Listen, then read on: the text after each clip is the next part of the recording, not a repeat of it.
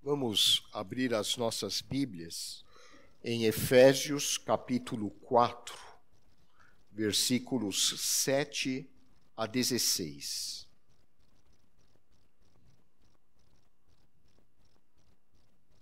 Diz assim a palavra de Deus: E a graça foi concedida a cada um de nós segundo a proporção do dom de Cristo. Por isso diz: quando ele subiu às alturas, levou cativo o cativeiro e concedeu dons aos homens. Ora, que quer dizer subiu, senão que também havia descido até as regiões inferiores da terra? Aquele que desceu é também o mesmo que subiu acima de todos os céus para encher todas as coisas. E ele mesmo concedeu uns para apóstolos, outros para profetas, outros para evangelistas e outros para pastores e mestres, com vistas ao aperfeiçoamento dos santos, para o desempenho do seu serviço, para a edificação do corpo de Cristo, até que todos cheguemos à unidade da fé e do pleno conhecimento do Filho de Deus, a perfeita varonilidade, à medida da estatura da plenitude de Cristo, para que não mais sejamos como meninos, agitados de um lado para outro e levados ao redor por todo o vento de doutrina, pela artimanha dos homens, pela astúcia com que induzem ao erro. Mas, seguindo a verdade em amor, cresçamos em tudo naquele que é a cabeça, Cristo, de quem todo o corpo, bem ajustado e consolidado pelo auxílio de toda a junta, segundo a justa cooperação de cada parte, efetua o seu próprio aumento para a edificação de si mesmo em amor. Oremos. Santo Deus, nosso Pai, te agradecemos pela tua palavra e pedimos que o teu Santo Espírito esteja agora ministrando em nossos corações aquilo que tu queres nos ensinar. Nós te pedimos em nome de Jesus. Amém. No mês de setembro, existe uma campanha no Brasil chamada Setembro Amarelo. Essa campanha tem por objetivo conscientizar as pessoas a respeito do risco e do problema do suicídio. Ela se origina do fato de que um jovem cometeu suicídio num carro amarelo e, a partir daí, no Brasil se adotou o mês de setembro para lançamento dessa campanha. E já há alguns anos, algumas instituições médicas, oficiais ou não, têm, juntamente com alguns setores da sociedade, trabalhado no sentido de conscientizar as pessoas sobre o grave problema do suicídio. Hoje, em jovens de 15 a 29 anos, o suicídio já é a segunda maior causa de morte, ficando atrás apenas dos acidentes. E, lamentavelmente, o número de suicídios, especialmente entre jovens e até entre adolescentes, tem crescido a cada ano. Só nessas últimas semanas eu já atendi 2 ou 3 pessoas que tentaram suicídio. E uma delas, jovem, já havia tentado suicídio várias vezes.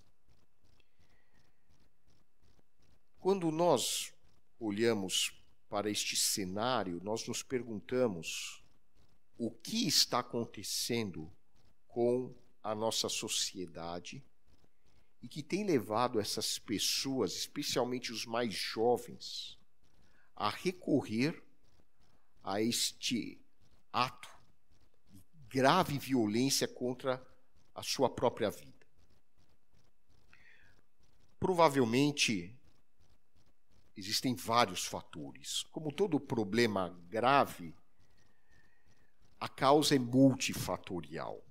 Mas alguns fatores saltam à vista.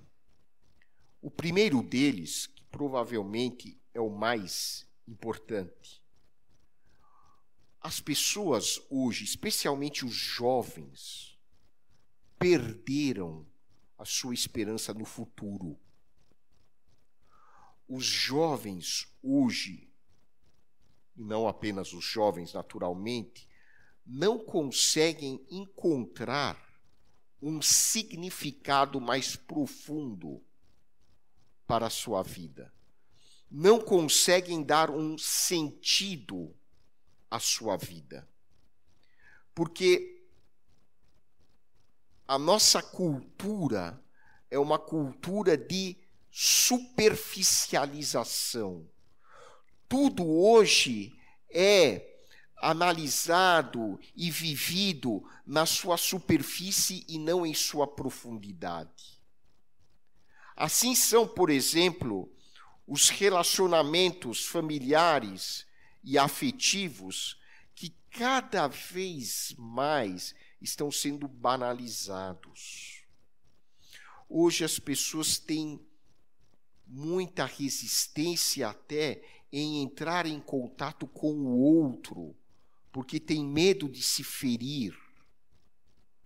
As pessoas hoje geram vários mecanismos de resistência contra a intimidade, têm medo de abrir o seu coração a um outro, porque o que será que o outro vai pensar de mim? Eu posso me prejudicar nesse relacionamento, eu posso sair pior ainda. Então as pessoas estão cada vez mais se enclausurando dentro de si mesmas. E o nosso mundo tecnológico reforça esse comportamento. Nós estamos saindo dos contatos presenciais, físicos, e entrando num mundo virtual, onde os contatos são cada vez mais distantes, a intimidade é ilusória, as pessoas trocam mensagens em várias redes sociais, mas mal se conhecem. É comum nós entrarmos em alguns ambientes, como restaurantes, por exemplo, e um homem sentado na frente de uma mulher. Bons tempos aqueles em que um homem cortejava a mulher olho no olho. Hoje, isso é uma cena rara de se ver. O homem sentado na frente da mulher e ambos com os olhos no celular. Eu fico me perguntando se eles estão conversando, um trocando mensagem com o outro. Acredito que não. Mas que mundo esquisito é esse que nós estamos vivendo? Que coisa estranha. A tecnologia moderna, apesar de ter trazido conforto, hoje você pode esquentar o seu almoço, a sua janta, em 60 segundos. Aquela história de banho-maria, isso é dos nossos avós. Nem sei se hoje os jovens sabem o que é deixar algo em banho-maria. Hoje você põe no micro-ondas, esquenta e rapidinho você tem a sua comida pronta para comer. As coisas se tornaram muito rápidas. É tudo muito rápido. O mundo é rápido. O trabalho tem que ser tudo rápido. Os relacionamentos são rápidos também. Hoje você ouve de um amigo seu que está com aquela pessoa, daqui a um tempo não está mais. E aí a gente ouve aquela expressão, a fila anda. As pessoas andam umas atrás das outras, porque mal têm tempo de se enxergar e de saber onde de fato elas estão. E assim as coisas vão. Um mundo onde tudo é cobrado de forma cada vez mais rápida, a gente tem que trabalhar rápido, a gente tem que fazer tudo rápido, e mal a gente tem tempo para pensar no que está fazendo. Eu tenho verdadeira compaixão pelos nossos jovens que estão nas escolas. Eu até falo isso, minha filha já está na faculdade, já está numa outra fase, mas o meu filho, eu vejo aquele monte de livros, estudando que nem um maluco para poder passar em vestibular, para poder passar nas provas. E eu falo para ele, filho, como era bom o meu tempo. A gente tinha muito menos matéria para estudar. Só que a gente estudava de verdade. A gente tinha muito menos informações do que vocês têm hoje. Mas as informações que a gente tinha, a gente conseguia processar. A gente conseguia saber o porquê a gente estava estudando aquilo. A gente tinha tempo para digerir as informações que a gente recebia. E hoje existem vários trabalhos mostrando que o despejar um monte de informações na cabeça, especialmente dos adolescentes e das crianças, gera um estresse tão grande que é cada vez mais frequente a gente receber encaminhamentos das escolas dizendo, olha, a gente não consegue mais trabalhar com aluno tal, aluno tal, aluno tal, aluno tal, porque são hiperativos. E aí, quando a gente tem possibilidade de conversar com os professores, a gente da área da saúde às vezes é chamado para entrar em contato com o pessoal da educação, a gente conversa com os professores, escuta, mas vocês já pararam para pensar no volume de informações que essas crianças e esses adolescentes são obrigados a trabalhar? É óbvio que uma consequência ruim vai ter. Esse é o nosso panorama. Nós vivemos num mundo cada vez mais complexo, mais tecnológico, mas, paradoxalmente, um mundo, existencialmente falando, cada vez mais vazio, superficial, sem conteúdo, um mundo sem graça. E este mundo sem graça está levando muitas pessoas a quererem desistir das suas vidas. Recentemente, a Sociedade Brasileira de Cardiologia, e quando eu digo recentemente, é bem recentemente mesmo, faz umas 2 semanas, a Sociedade Brasileira de Cardiologia emitiu uma nota recomendando, vejam só, recomendando que os médicos possam abordar nas suas consultas valores espirituais. Porque existem mais de 100 trabalhos científicos mostrando que pessoas que valorizam a espiritualidade adoecem menos, vivem mais e, quando ficam doentes, se recuperam muito mais rapidamente. A palavra de Deus tem muito a nos ensinar sobre essa questão da espiritualidade. E a Bíblia nos mostra como nós podemos dar um sentido à nossa vida. como nós podemos enxergar um significado no fato de nós estarmos hoje aqui. E um desses significados é nós termos consciência da nossa missão. A consciência da nossa missão espiritual é importantíssima para nós compreendermos o significado da nossa existência.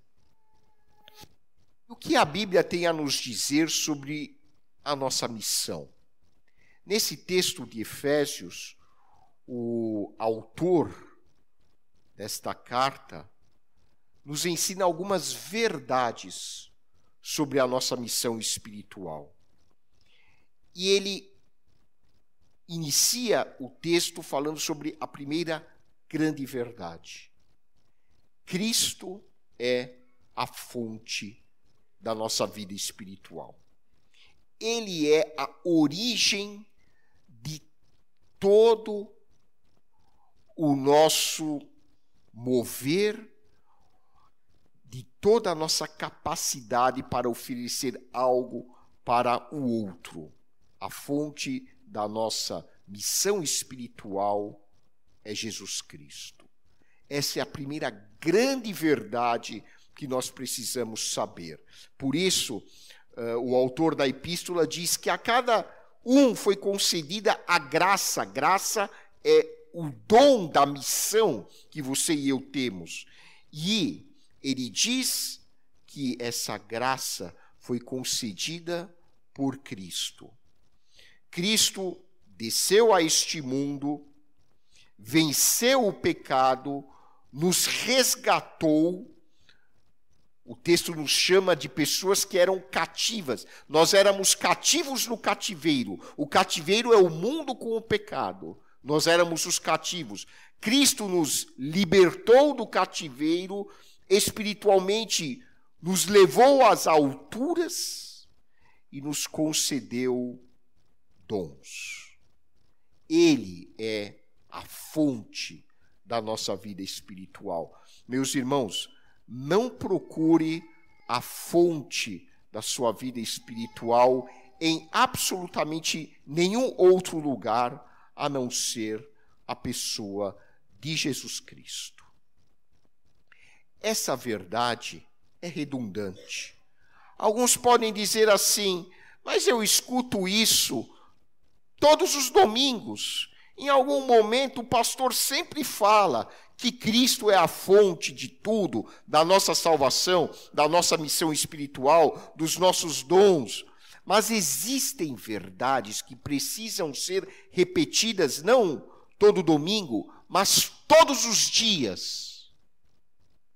Porque a nossa natureza humana tem uma facilidade incrível de esquecer aquilo que é importante. Então, desculpem a redundância, mas é fundamental nós enfatizarmos a primazia do Senhor Jesus em nossas vidas.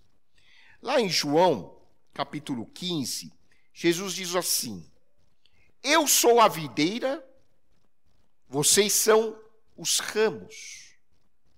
Vocês não podem fazer absolutamente nada sem mim.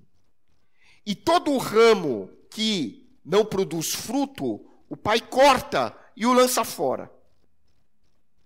E todo ramo que está em mim, o Pai poda para que ele produza mais fruto ainda.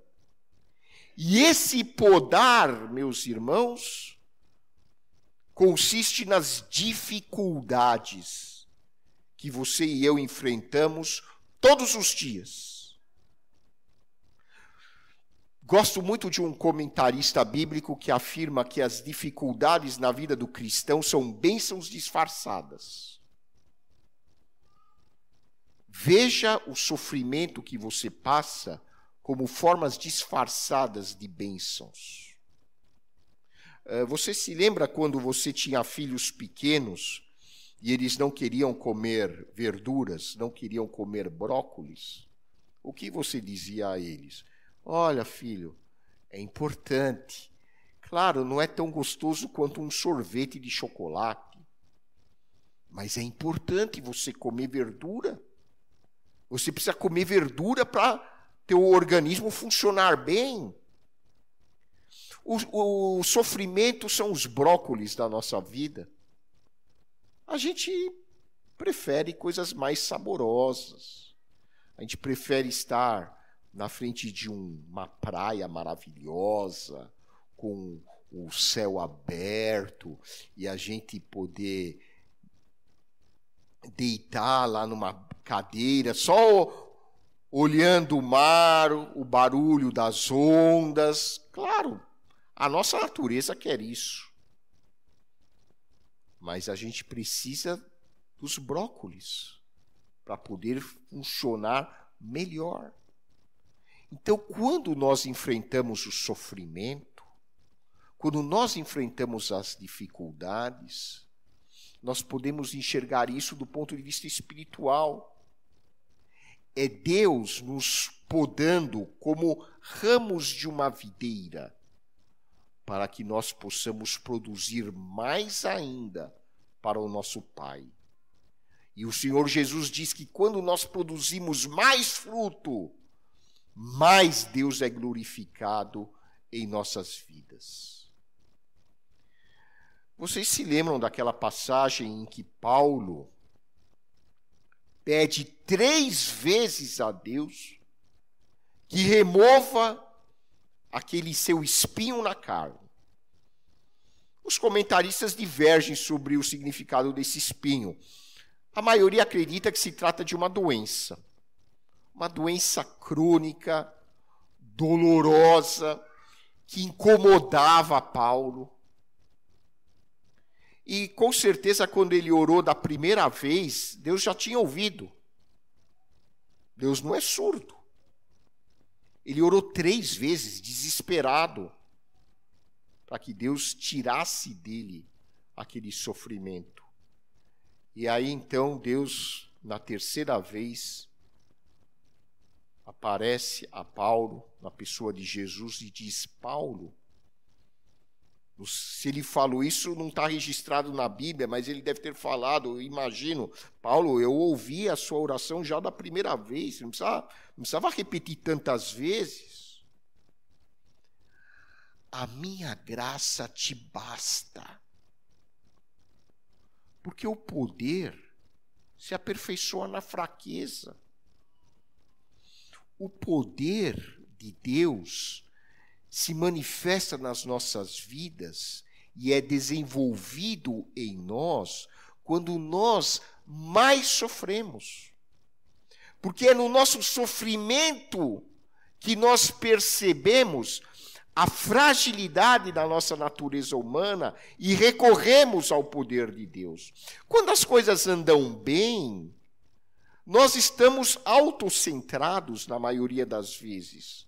Mas quando as coisas vão mal, nós, então, temos a oportunidade misericordiosa da parte de Deus de tirar os olhos de nós mesmos e passarmos a olhar para a fonte de toda a graça, que é o Senhor Jesus. E aí sim nós desenvolvemos a consciência da nossa missão espiritual. Aí sim nós vamos produzir mais para Deus. E Deus será glorificado em nós. Existe um texto maravilhoso aqui no livro de Hebreus. Eu vou abrir, porque creio que vale a pena lê-lo textualmente. Hebreus capítulo 4, versículos 15 a 16. Esses são versículos terapêuticos. A palavra de Deus diz: porque não temos sumo sacerdote que não possa compadecer-se das nossas fraquezas. Antes foi ele tentado em todas as coisas, a nossa semelhança, mas sem pecado. Acheguemo-nos, portanto, confiadamente junto ao trono da graça, a fim de recebermos misericórdia e acharmos graça para socorro em ocasião oportuna. Que passagem preciosa. O Espírito Santo está dizendo para você e para mim hoje: olha, você tem um intercessor junto ao Pai que sabe exatamente o que você está passando. Ele já passou por aquilo que você está passando. Ele sabe a intensidade, a profundidade da tua angústia. Ele sente o que você está sentindo. Por isso você pode recorrer a Ele. E Ele te ajudará. Ele te dará graça para você superar este momento difícil da sua vida. Ele está com você. Acheguemo-nos, portanto, confiadamente junto ao trono da graça. O trono de Deus é um trono de graça. É um trono em que a pessoa que está lá, que é o nosso Deus, está de coração aberto para te abençoar, para te ajudar, para ministrar na tua vida e para te dar todos os recursos que você precisa para vencer a dificuldade que você está passando hoje. Esse é o nosso Deus. É um Deus de graça. A segunda verdade deste texto de Efésios é que cada um de nós recebeu pelo menos um dom da parte de Deus. Existe desemprego no mundo, mas nunca no reino de Deus. Você e eu recebemos da parte do Pai pelo menos um dom. E diz a palavra de Deus que o Espírito Santo distribui dons, serviços, ministérios a todos aqueles que pertencem a Ele. E a consciência deste dom, ou destes dons, é essencial para você enxergar o sentido da sua vida. Qual é o dom que você recebeu? A Bíblia diz que você recebeu. A Bíblia não pode mentir. Qual é o dom que você recebeu? Aqui no texto, ele fala de alguns, mas só a título de exemplo. Uns são apóstolos, apóstolo aqui é missionários. Outros são pastores. Outros são evangelistas. Lá em Coríntios, Paulo fala de vários dons. Dons de curar. Os comentaristas não sabem ao certo o que seriam esses dons de curar. Será que inclui a medicina? Pode ser. Você recebeu um dom da parte de Deus. Você recebeu um dom para poder desempenhar a sua missão aqui na terra. Pergunte-se, qual é o meu dom? Pode ser o dom de louvar a Deus, dom que vocês receberam,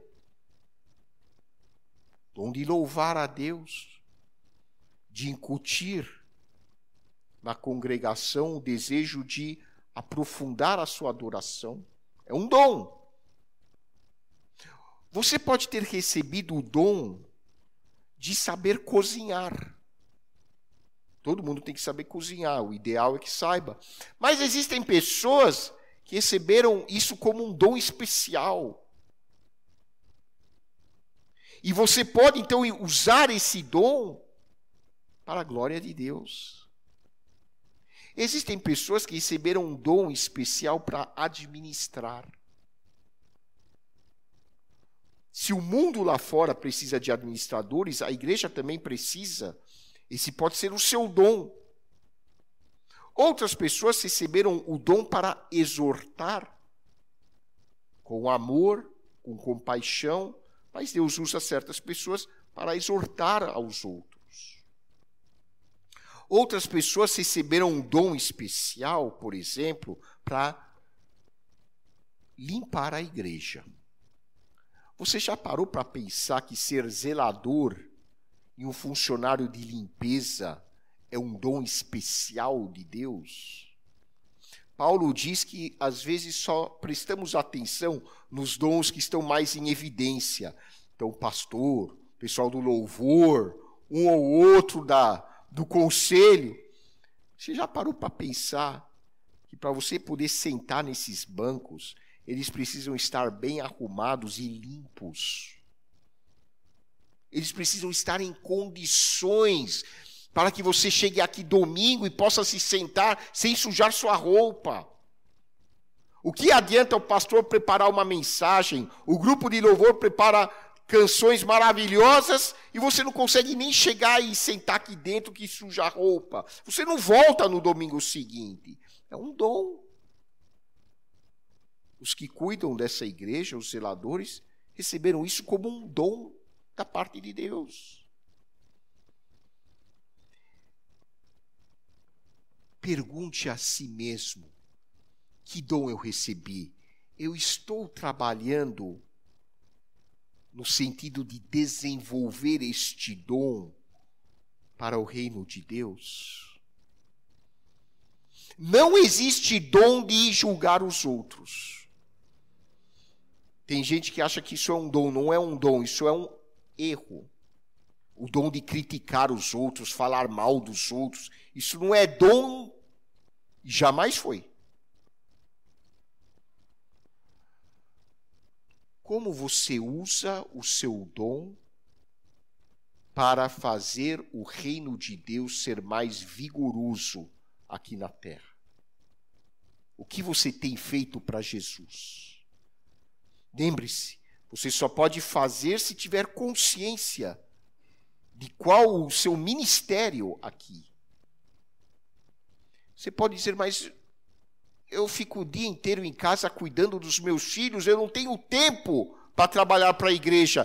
Calma, esse é um dom também. Se você não criar bem os seus filhos e educá-los no caminho de Cristo, quem é que vai fazer isso? Isso é dom. Isso também é dom dado por Deus. Faça isso com todas as suas forças, da melhor maneira. Seja a melhor mãe do mundo para os seus filhos. Isso é dom. Às vezes a pessoa trabalha e não percebe que isso é um dom que ele tem e que ele está fazendo isso para o engrandecimento do reino de Deus. Gente, dom não é só pregar, não. Não é só louvar. Tem uma infinidade de dons. Tem pessoas, e uma dessas pessoas está aqui, que quando alguém faz aniversário, geralmente ela preparou o bolo. Nossa, que coincidência, bem, hoje você está aqui, Doroti. Gente, isso faz com que as pessoas se aproximem umas das outras. Isso é dom. É dom. Tudo que você faz com amor, que você gosta de fazer, é dom. E esse dom não nasceu em você do nada. Perceba que foi Deus quem colocou esse dom em você. Tudo que é bom vem de Deus. E, finalmente, este texto de Efésios diz que os dons levam ao amadurecimento do corpo de Cristo. Os dons nos tornam pessoas adultas. Quando você tem consciência da sua missão e você enxerga um sentido para a sua vida, você amadurece. E você leva os outros também a amadurecerem. Olha que coisa importante.